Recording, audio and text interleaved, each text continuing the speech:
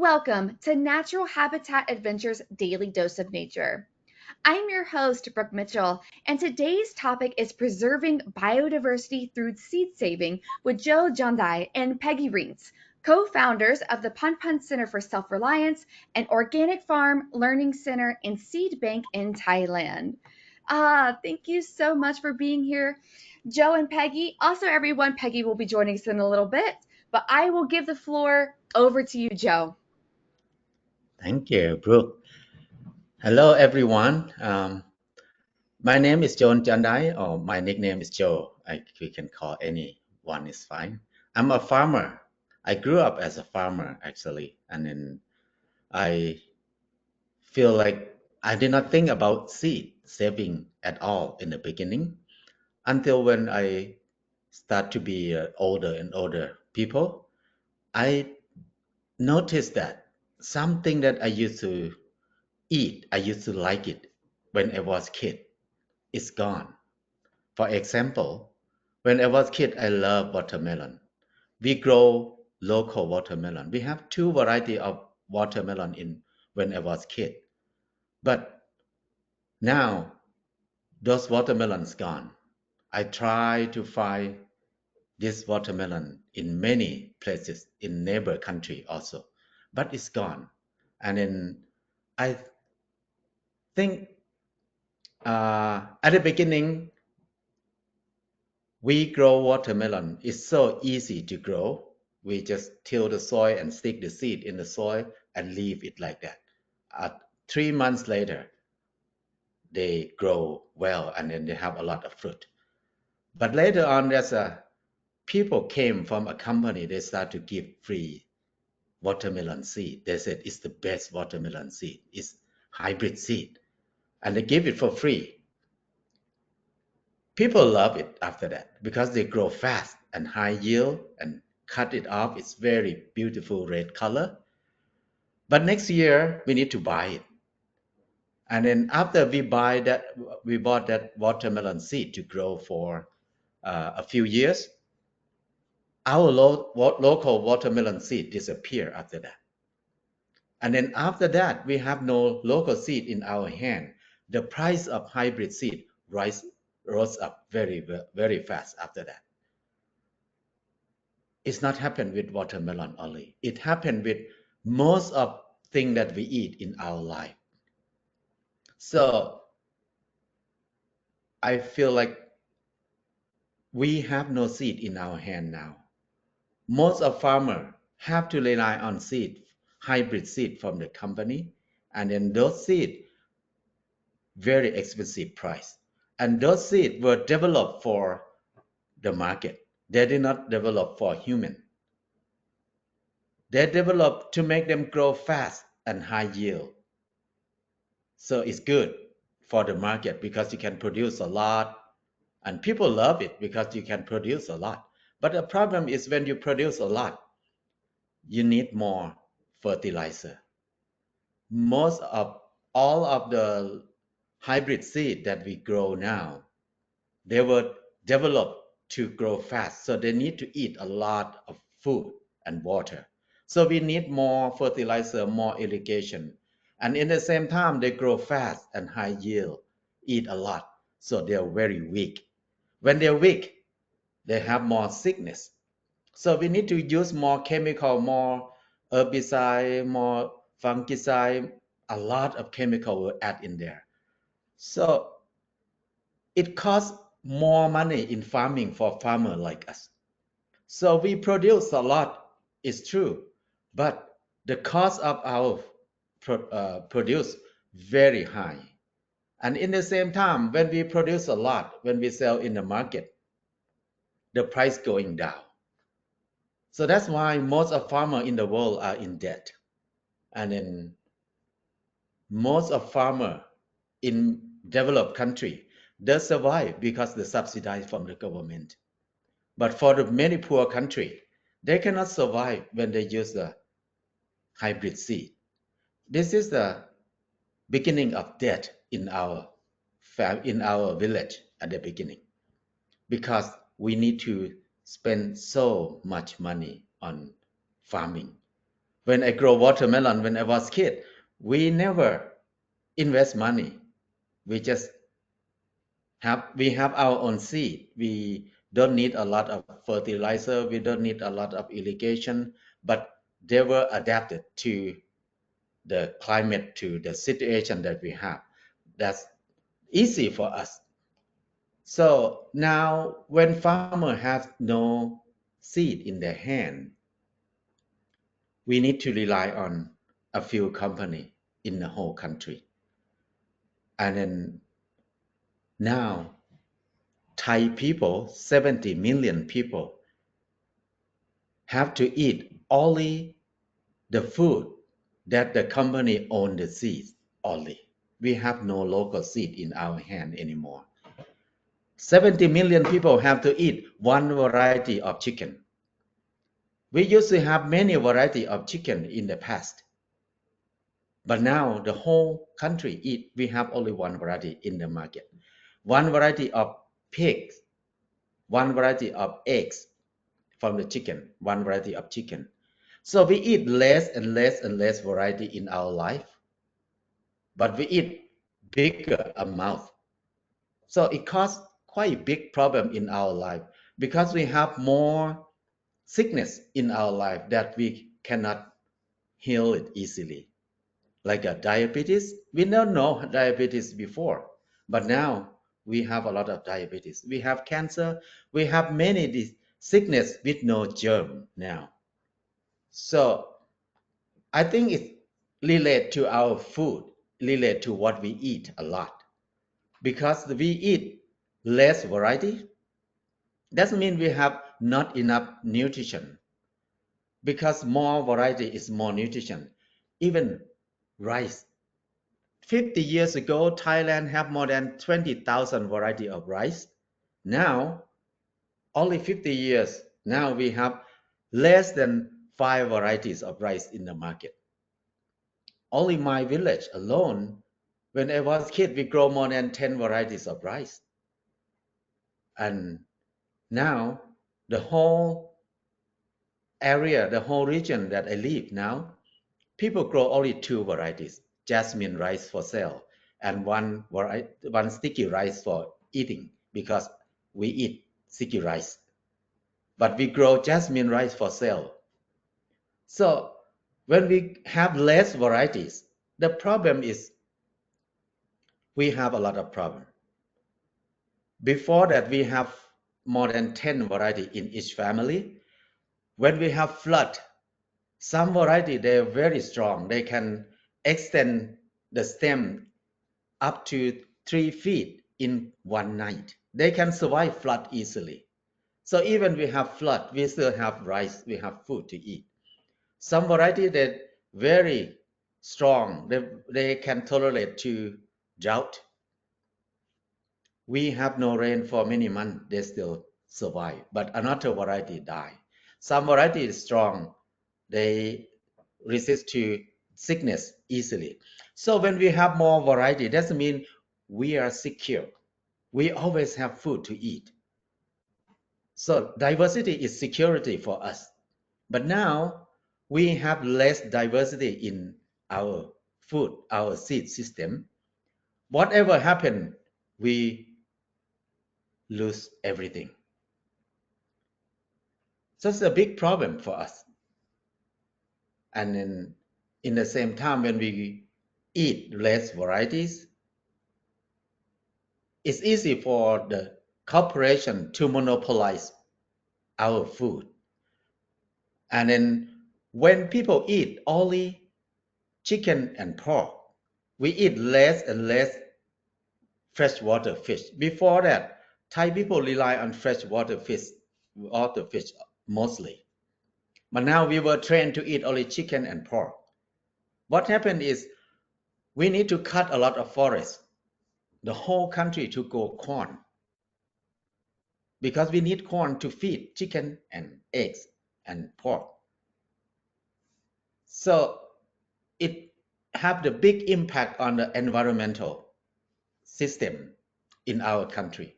We have smoke from burning corn, burning the forest every year, 3 months a year. especially in northern of Thailand. People will have a lot of lung problem, a lot of breathing problem. Many people have cancer. So nobody can solve this problem because everybody wants cheap eggs, cheap chicken, and cheap pork. So when we eat less and less varieties, it cause a big impact in our life. And then I noticed that most of people who don't have a lot of money, they eat less and less and less variety, less and less variety of food. Some people eat only instant noodle because it's cheap and then easy. They work hard, but they don't have enough food to eat. I feel this is a very wrong way of developing our food system because we are hungry. We are starving in the middle of food. How sad is that? Because Thailand is in tropical country. We have good soil, we have a lot of water, we have a lot of diversity. We develop a lot until we have not enough diversity in our food system. We have good soil, good water, but we don't know how to grow, how to eat things anymore. So I think we are developing to uh, the weakness to be a weak human. There are so many food in the world. How can people in this fertile world starving? That's very wrong way of thinking. That's wrong way of development. So that's why I feel like we need to come back to do more seed saving.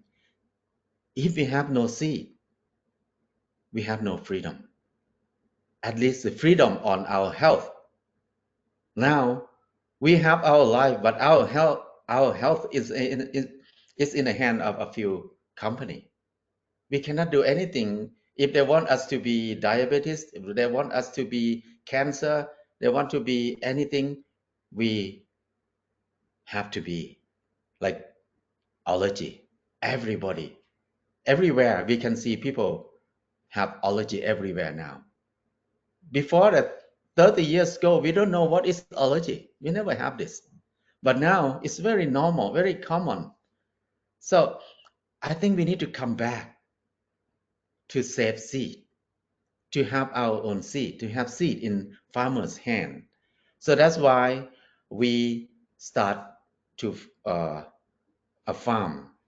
I and Peggy, we founded a farm, start a small farm. We want it to be a seed saving. We call it Pan Pan Self-Reliance Center and then seed saving. So we need to think about self-reliance because self-reliance and seed saving is it's become one. It cannot separate from each other. So to be self-reliant, we need to have seed in our hand. So seed saving is the main job that we are doing now. We grow, we collecting seed all over everywhere we go, and then we propagate them, save the seed, and give seed for free to everybody. Anybody who wants seed, they can send letter to us. We can seed back. We will send the seed that they want back to them. So we have been doing like this about 22 years already. And then because of we don't know how to looking for funding. We did not get funding from outside. We need to rely on ourselves because we are farmer. We are not very good about making money, but we want to do what we want to do. We want to do seed saving because I think it's the most urgent thing to do now is saving seeds. So what we did, we try to think about self-reliance. We grow our own food. We try to make income for ourselves, our project by making some products for sale. We consume less, but we work more to have time and energy to grow, to save seed for people. And in the same time, we use a lot of media. We talk a lot, have a lot of workshop training to raise awareness about seeds is in crisis. When seeds is in crisis, our health, our life, our environmental, our society is also in crisis too. So I think it's hard work, but it's what we want to do.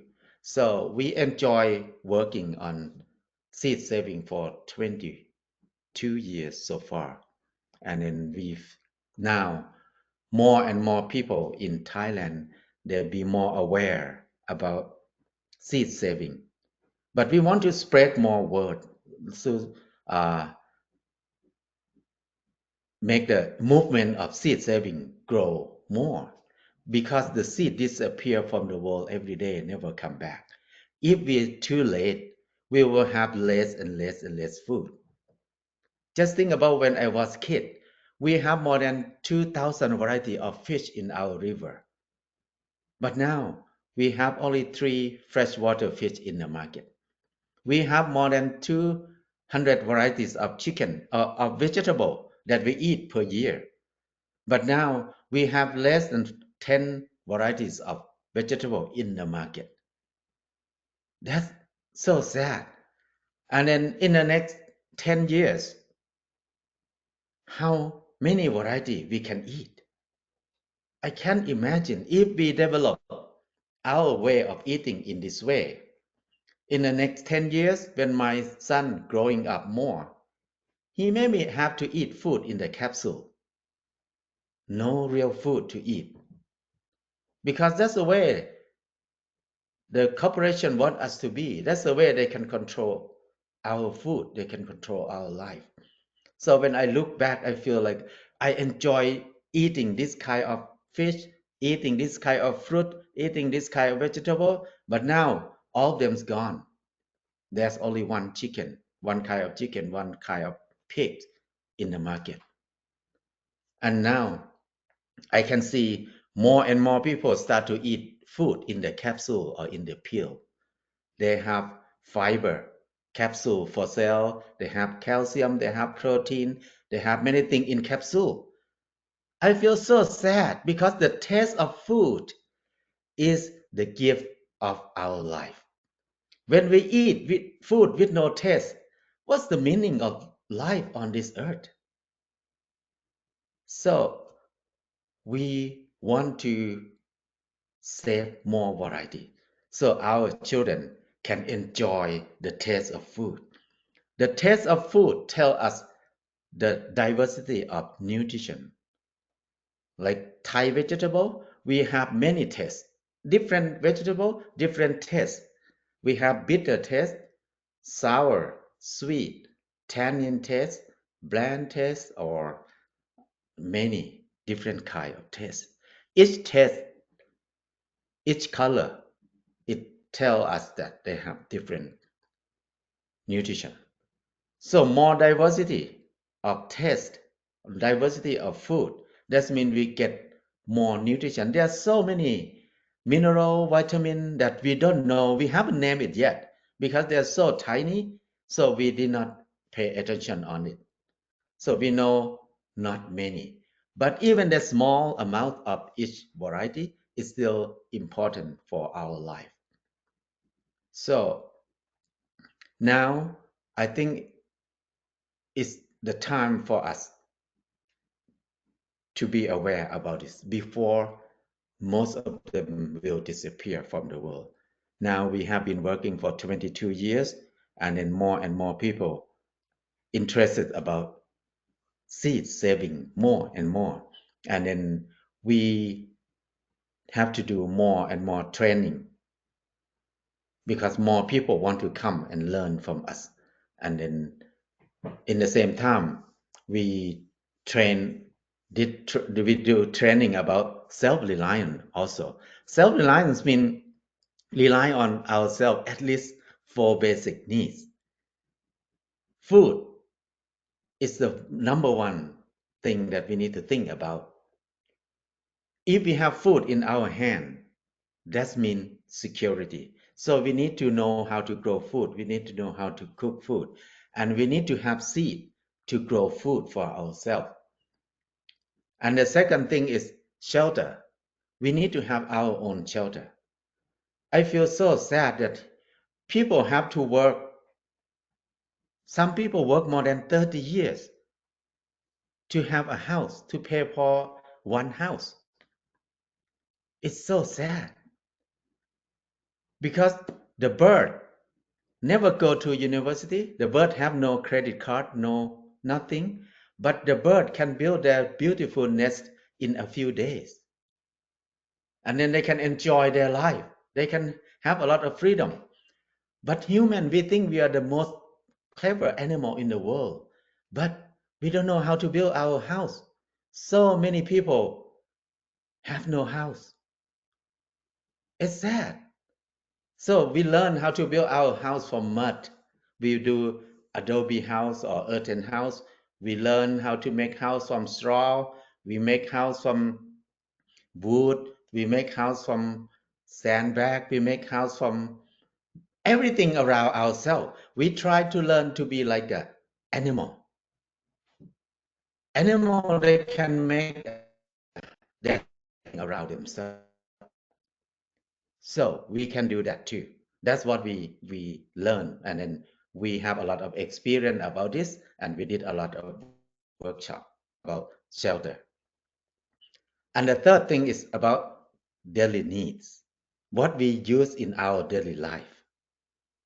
It's good to be able to help ourselves in the basic daily needs, like make soap, make shampoo, make sauce, make yogurt, make things like that. We use every day, but when we think we cannot do it, we need to pay quite a lot of money. For example, like we buy soap. One bar of soap is quite expensive.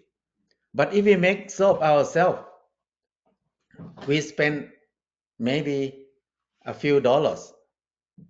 We can have enough soap for the whole year. So easy. And then we make shampoo. Mainly shampoo is one thing that it hurt my feeling a lot. Because the cost of shampoo is so cheap.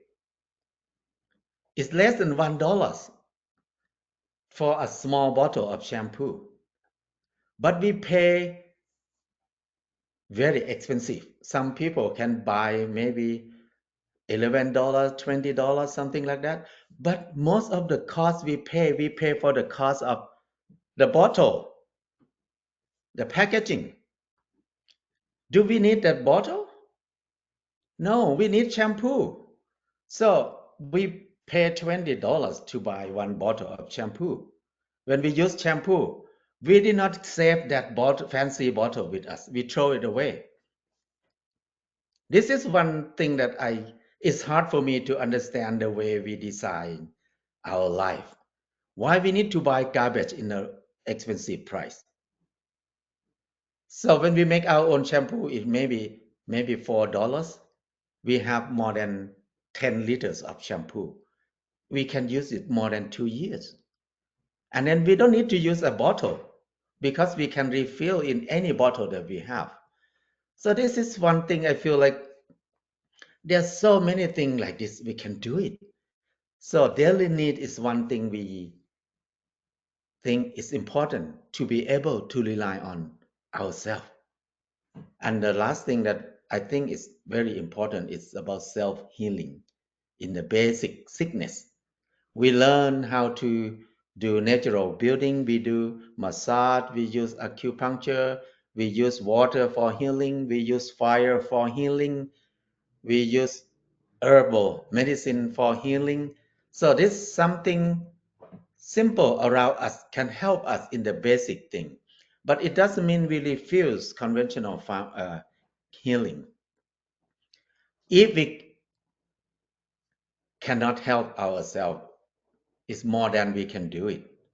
We can go to conventional healing because we cannot do everything. So self-reliant means rely on at least in the four basic needs. If we know how to do these four basic things, we'll have less fear in our life, less worry. And in the same time, Reliant, it doesn't mean we need to do everything ourselves. Self-reliant means rely on each other too. But self-reliant means not rely on the big system too much, but we rely on ourselves more.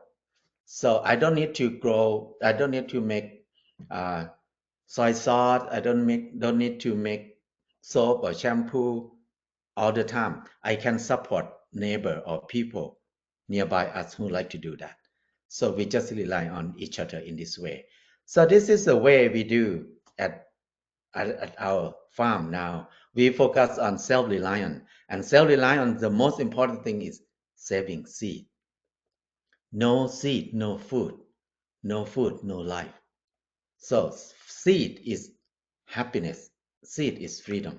Seed is everything in our life. But now we have no seed in our hand. So we have to work hard every day. We work harder than any generation in the history of human. Nobody worked 8 hours per day like us in the past, but they have a good family, have food to eat. But now we work hard, but eat very bad and have a broken family. What is the point of working hard now? So I feel like we need to come back to contemplate more about our life, about our food, about our society. So it's so nice to feel like life is in our hand. So this is what we are doing so far.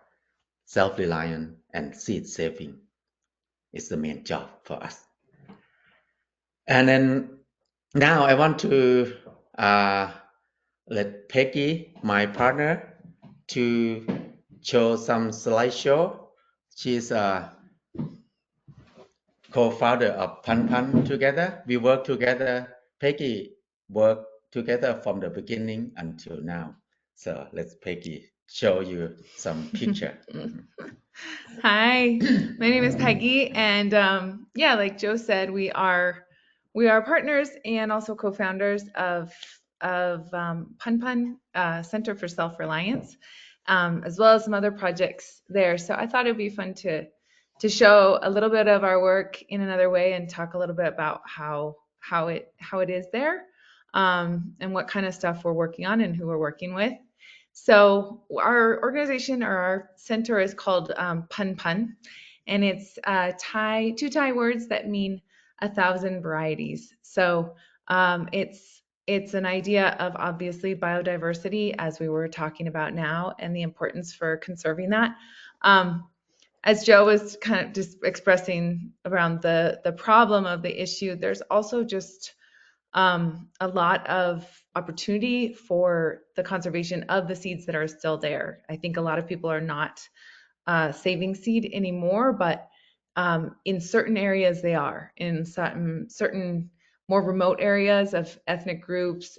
So we've worked to kind of connect with all these different groups and network with different groups to um, obtain seeds, to share seeds. So we grow them, then we propagate them out, and then we process them and package them, and then we send them out to people for free, whoever would, and we send a small amount as to what they need. And then with the idea that we're creating a network of seed savers, instead of being maybe just a bank where we're holding all of the varieties. We grow them out every year because we think it's really important that they're also adapting to the climate and that they're continuing to change, and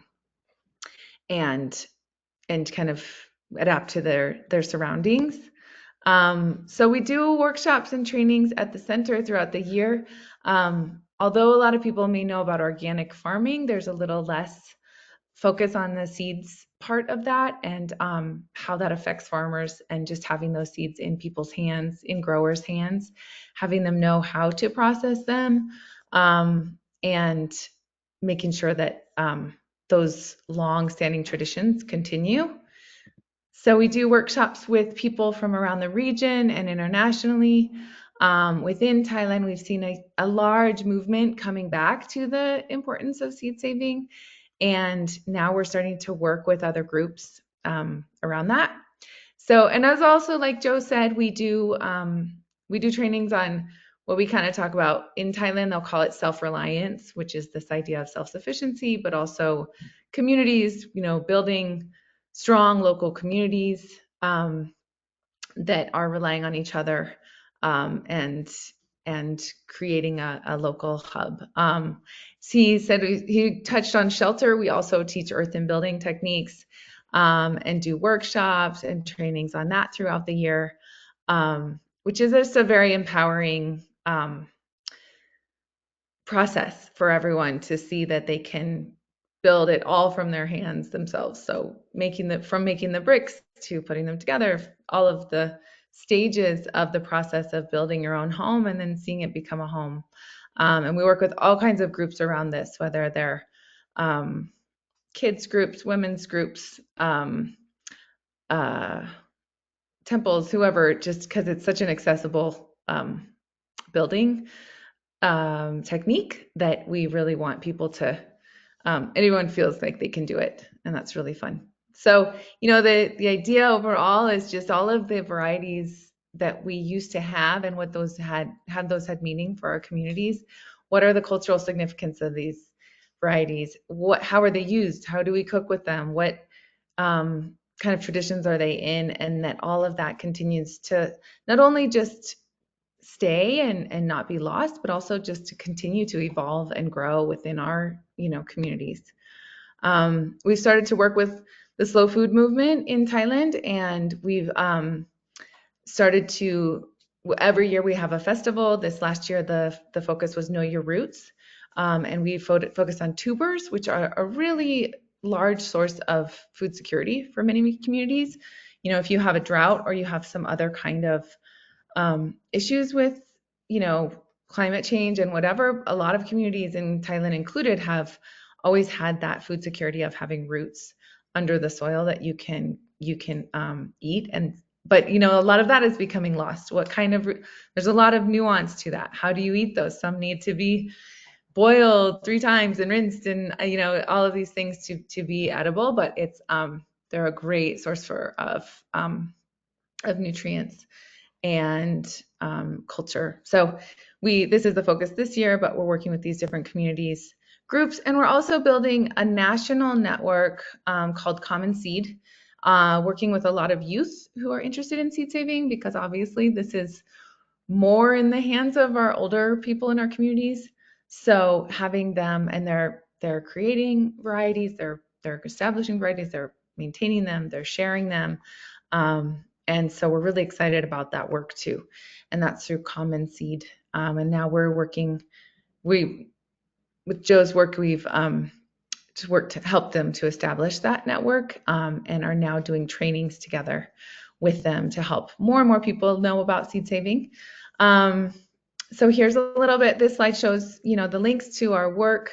punpunthailand.org is our website. Joe also does a lot of education through YouTube, so on how-tos about things and ideas and ways of looking at things, and that's his YouTube channel. It's called Life is Easy. He also has a website, and our center is called Punpun. So yeah, thank you so much for listening in on the situation as we see it, and where our work has brought us with this.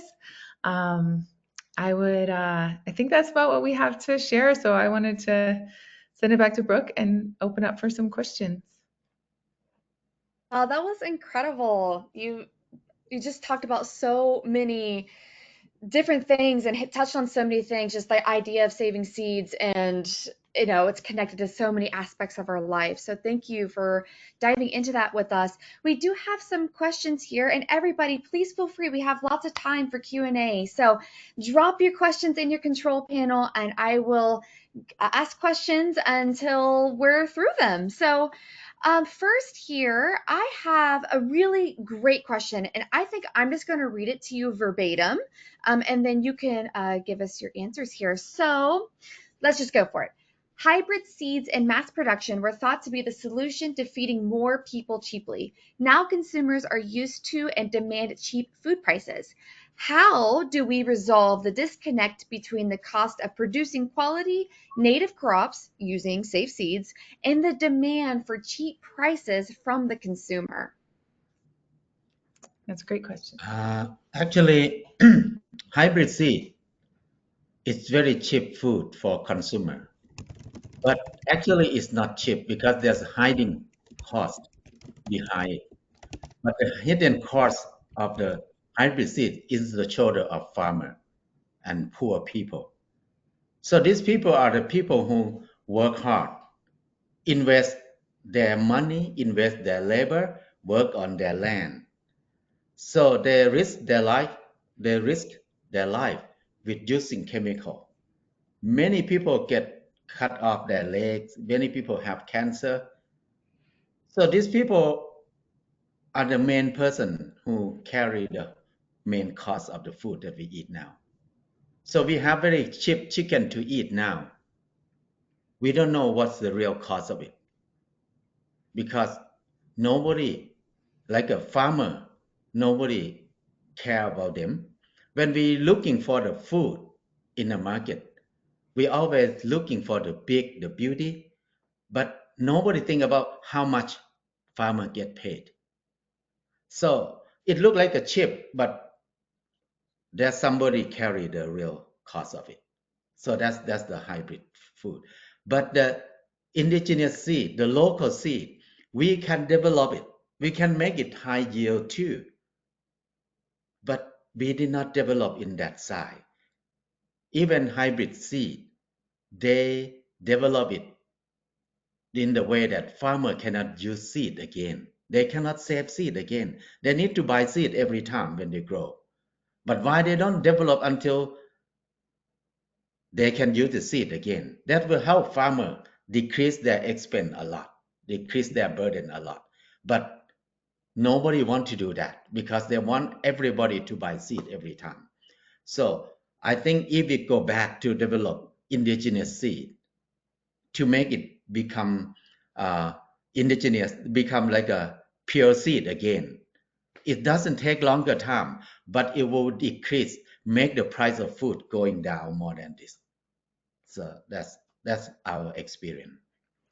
Another thing, we worked with a national business. They called themselves a fair business model, and the model there was trying to find this kind of bridge this gap. How can you make it good for consumers and producers, right? And I mean, I think in the end, and what we were seeking to do with that was just try to close that gap and work out how you can. They were trying to become the middleman themselves in the most minimal way, to connect what the farmers are growing to the producers directly. And I think that we sometimes, I know it always takes time to transition. You don't go immediately from kind of conventional farming to regenerative practices or something and have the same kind of yield. But as we've seen with most of the farmers that we're working with, is they're really creating more yield than they did using conventional methods. And so I think that there's sometimes this myth that we only can use this model to produce food. And we have to look at it from all sides of that argument and look at the waste and look at the inputs that we're actually putting in to create that food in that way. And without looking at waste of it, you can't look at that without looking at the welfare of farmers and the lack of people getting into farming anymore. We need farmers and we need more of them, and we need people to be able to do it on a small scale and survive. But it is a big issue, to look at all the sides of that and to create those links. And another thing is they monopolize the market. They do contract farming. So if I grow local varieties, I have a lot of yield, but I cannot sell in the market because I did not buy seed from them. So that's the one problem. So many farmers, they have to stop growing local seed because they have no market for it. Because the big corporation, they own the seed business, they own the market in everywhere. So that's part. It did not support us to. It did not support people to have more cheap food in the market. You have to look at the market as well, Yeah, right? And yeah. how it affects it. Yeah, I absolutely agree with that. And to continue down this thought path, I have lots of comments here asking about people in urban environments. So, how do we, or how do you, or all of us think about this connection between, indigenous local seeds and purchasing or connecting with farmers that are growing in that way? Have you found a method to do that? Or is this a bigger issue? Or I know I would love, and it seems like lots of people would love to learn more about that. Yeah, it's quite a big issue about this because we were disconnected for a long, long time. Nobody want us to know where the food come from, how they produce the food, what is in the food. They don't want us to know. That's the main problem. So they just want us to eat whatever look nice in the good packaging and very cheap price.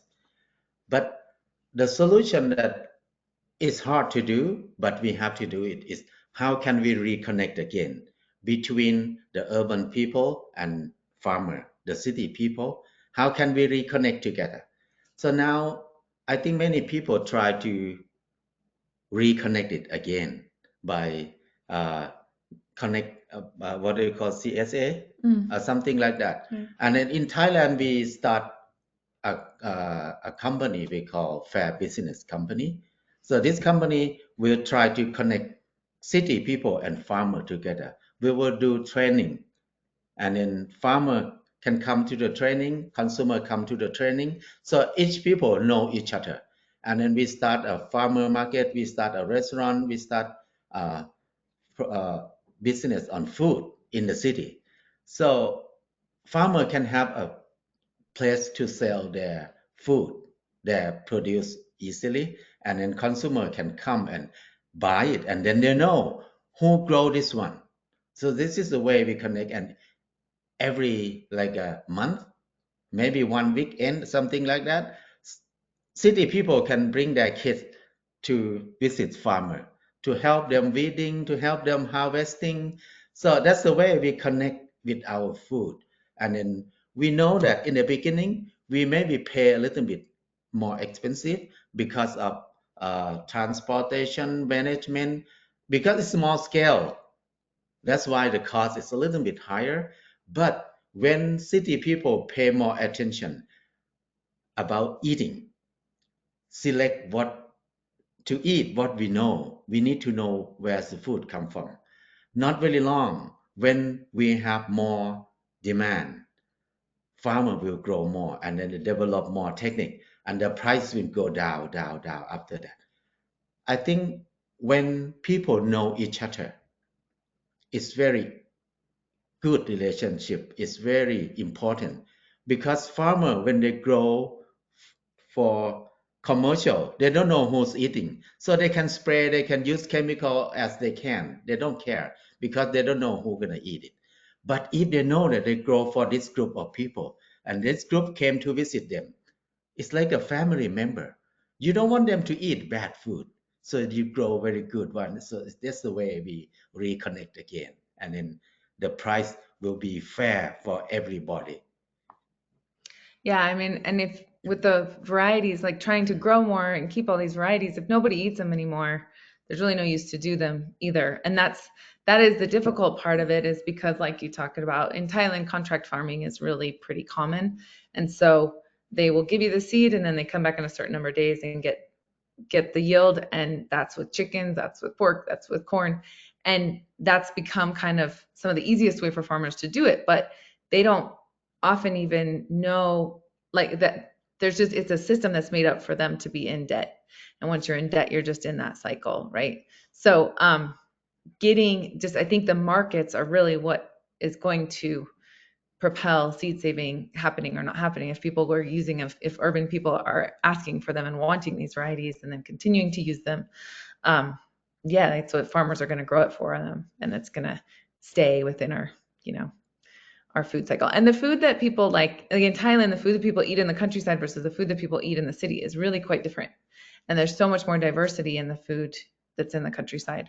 And I think that now people in the city are really looking for all of that and they want that.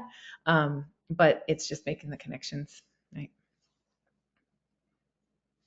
And to continue down this thought process of the market, we do have some questions here asking if you could maybe explain a little bit more this corporate market monopoly, because it feels like this is a big, like almost elephant in the room, that if we're trying to get, and the more people are wanting more diversity of food and it's not getting to them, is it the corporate market monopoly? Is that the big hang up? Or what do you guys think from your experience?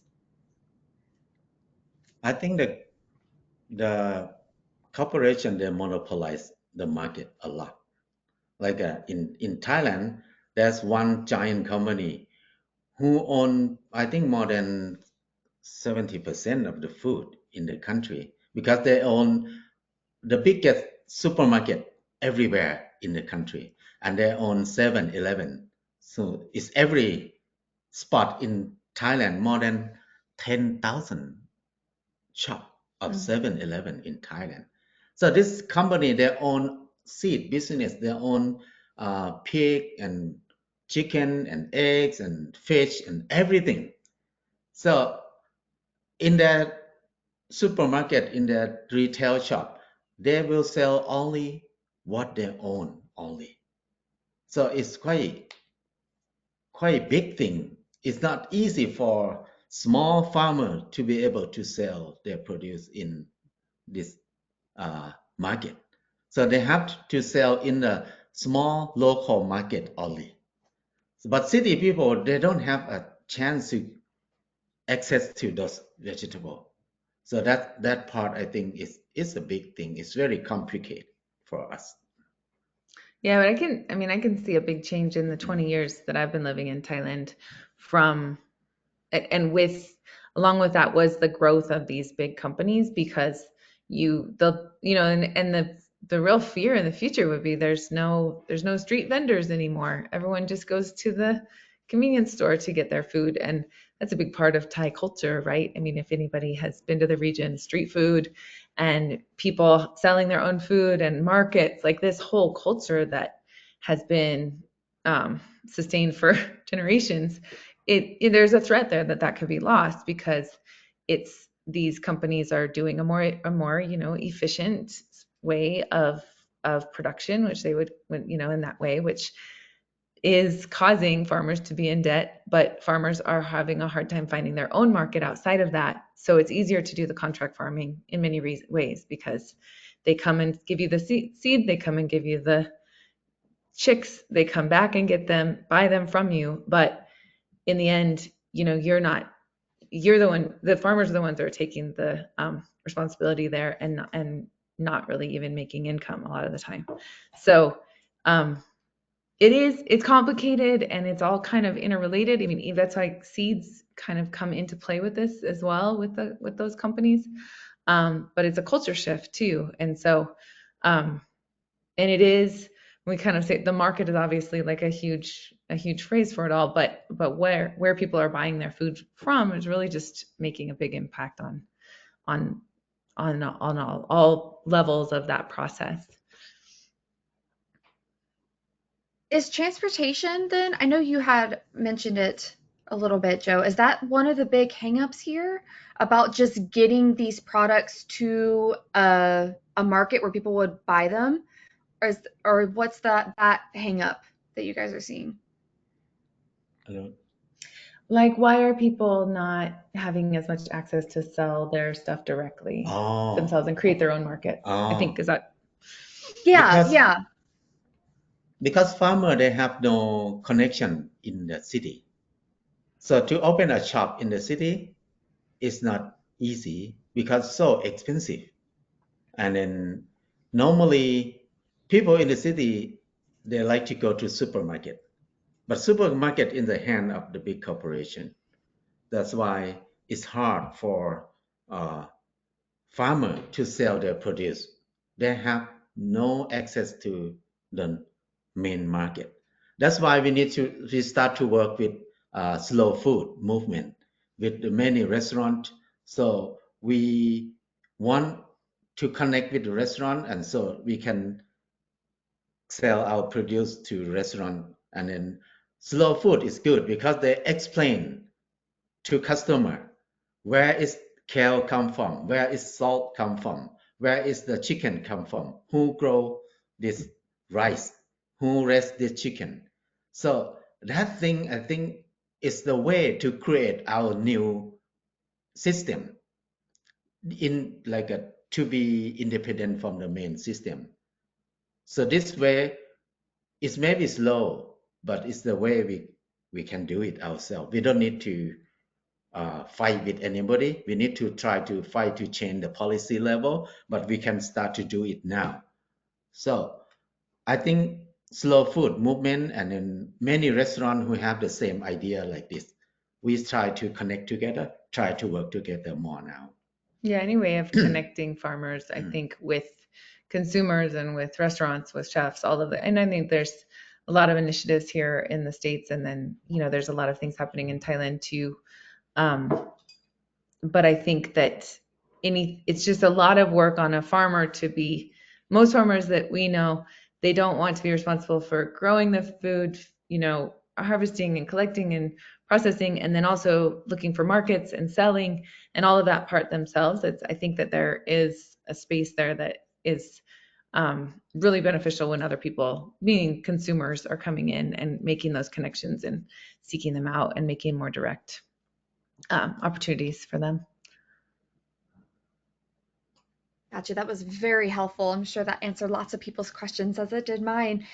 So going back to your organization, could you maybe elaborate a little bit further of how long you've been around, and maybe what are some of your top successes that you've reached so far? Sure. So yeah, our center is a farm and learning center that is called Pun Pun. We are out of Chiang Mai in the north of Thailand. We're about an hour outside of Chiang Mai in a village, in a rural community. And we've been around about 20 plus years, 22 years. And started as Joe and I, and have just very luckily been always had different community around us, and friends, and volunteers, and people that wanted to help with our work. So then we eventually evolved into being a community. So there's 20 of us that live there actually now together in community, and then run the farm itself and all of the programs. So we take volunteers throughout the year. We do workshops and trainings, some of those, for a group to come themselves, or that are just for individuals that we put out there. And I think, it's just always an evolution, I think. But what I would say is something that I think is a triumph, or is something that we are happy about, is just to see the network of a lot of other people who come to be inspired by some way of doing it. They may want to do it in a very different way, but there's something about the way we're doing things that inspires them to go on and get confidence to start their own projects. And I think that's what we would love to see the most, and that's what we're most inspired about.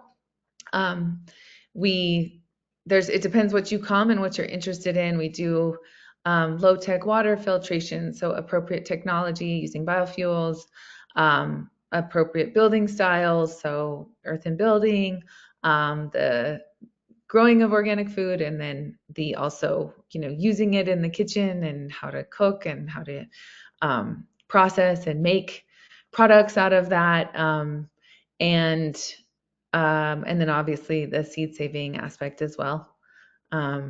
So yeah, I think what I'm most excited about is the network of people come back who've been with us before. Sometimes people may want to do this kind of work, but it may be hard to. I think what we try to create is community for people to feel like they're not alone in trying to create a different lifestyle this way, and so they can get skills and techniques and things that we've tried and what's worked and what hasn't worked, but also just the creation of community, and knowing, and the sharing of information with each other that way, and support. Ah, that's wonderful. Like I said, you two are just doing such incredible work. And I do have time for one last question here, and it is a good one. So, someone wants to know approximately how much of Thailand's population is urban versus rural. And they're asking that because they want to know whether or not a large rural population could possibly be good profit selling just to the rural population, or do you have to rely on the urban population to make profit? I don't know the number exactly, but I think it's quite similar. I think the rural population is maybe more than urban population in Thailand. But problem is rural population, they have no time to think about sustainable. They don't think about what they eat much. They struggle to work hard to make money to pay off their debt mainly. So they don't think about to buy good food to eat. They just eat whatever. That's why many people just eat one package of instant noodle per meal or some cheap food to eat. But the urban population, they have money, they have time, they have access to information. They think about health, they think about environment, they think about something fair more. So these people, they interested about organic food more, good food, sustainable food more. They have more awareness about uh, food, about sustainable way of living more. So the big market is in the city, in the urban. Uh, that is hard for farmer. At the moment, Yeah, right? at the moment, because when you grow food in a sustainable way, it always costs more than conventional way, a little bit. So local, in the rural country, they consider it too expensive for them. They want anything cheap. That's that's the main thing. But there's no cheap food in the world. But people don't aware about that much because when you think about cheap food, it's always more expensive, but they hide the real cost somewhere else. So that's part. Yeah. That's hard. As a kind of spin-off of that, Mm. um, I think that one movement that I see happening in rural areas, which is exciting, is like when I came to Thailand originally and went to work with community or live with communities and spend time, I was so impressed by how many people grew just a lot of the basic stuff that you use in your daily life, like chilies, basil, garlic, all the things you would use in your cooking. People would always have a kitchen garden for that, always. It was a little bit kind of, if you were in a rural area and you didn't have that, it was a bit embarrassing that you didn't grow those things yourself. But that change, there's been a lot of change to where people feel like, well, I'll just buy it. And so now, then I think I saw a lot less of those gardens happening, and now I see a lot of that coming back. And there's a lot of organic farming networks that use that as a part of their model, is that like if you want to sell organic produce with them, you need to grow at least 20 varieties of things, because they want you to not just be growing onions for a market, but buying all of your own food, but also to be growing a wide variety of things for yourself and your family, which means you have a lot more food security yourself. And then you're selling what is your surplus, because they've seen that that actually creates healthier communities. So I think that that's also an interesting model that I've seen coming Yeah, back. Would you say? yeah. Would you agree with that? Yeah, that I think that's the one project that we involved with, that we think is we can see the future of people more, because to grow for yourself is the most important thing, because we are farmer, we are people who grow food, but we have no food to eat. That's a shame. So you need to feed yourself first before you can sell it. So that's the idea. I feel like it will help to make the big change. Mm, that was so helpful. Thanks for explaining that. So we've definitely reached our time. So I want to close it. I want to send it back over to both of you for any closing comments that you would like to share with us. Have anything? No, I just thanks a lot for this space and this venue to be able to share some of our ideas, and it's really important for us in what we do. And yeah, I just want to thank Natural Habitat for opening this opportunity for us, and for all of you for who did stay on to listen. It's really great. I think life have to be fun. We need to design, to create it, to make it fun. That's the way we should be. Thank you for everything. Oh, could not agree more. Thank you both so much for taking the time to present to us today. And I'd also like to thank everyone who tuned in. Join us tomorrow for our next Daily Dose of Nature. You can check out this week's lineup, including registration links, on our website at nathab.com/webinars. We did record today's presentation, and we will have the replay available on our website soon. With that, I will conclude the webinar. Goodbye, everybody. Thank you. Thank